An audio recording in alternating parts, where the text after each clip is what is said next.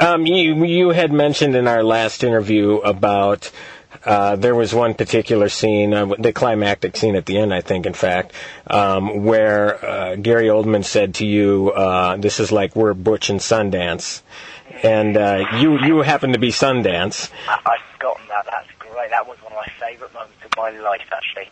Thank you for reminding me. That was brilliant.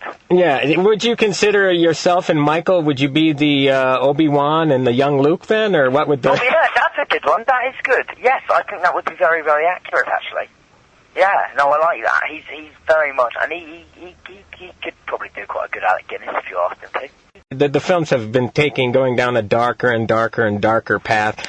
You get a brief respite, I guess you could say, with this, with a little bit more romance, some more laughs.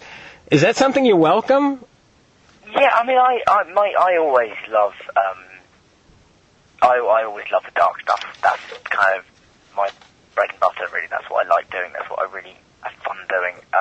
The comedy stuff is probably slightly more out of my comfort zone, but I have really good fun doing it. I mean, I think the comedy in this film is brilliant, and most of it has to be said is supplied by Rupert Grint, and I'm a very willing and I like to think competent straight man.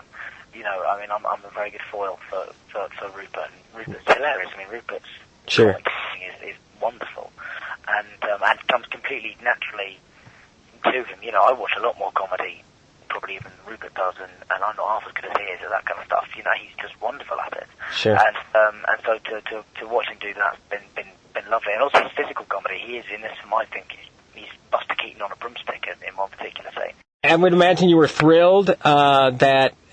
You actually got 2 more films coming, in a sense, don't you? Yes, on 7. Yeah. Yes, on 7. 7 in part 1 and part 2. It had to have been something you were thrilled about, knowing the depth of the material. There's a lot of story to tell, isn't there? Well, no, absolutely. I mean, I was thrilled to find. I mean, I always said, as soon as I read the 7th book, I said they can't do this in one film. I think that was everybody's reaction, really, was this is impossible to adapt into one film. I mean, it's something that was talked about right from kind of the 4th, 5th, and 6th. When the books started getting as massive as they did, we started going, oh, maybe we should do this in 2, you know, and all of that. But actually, it was never necessary, because there was always a lot of stuff you could cut out without losing the main plot. Whereas in 7, there is nothing you can cut without absolutely losing the main plot line. Sure.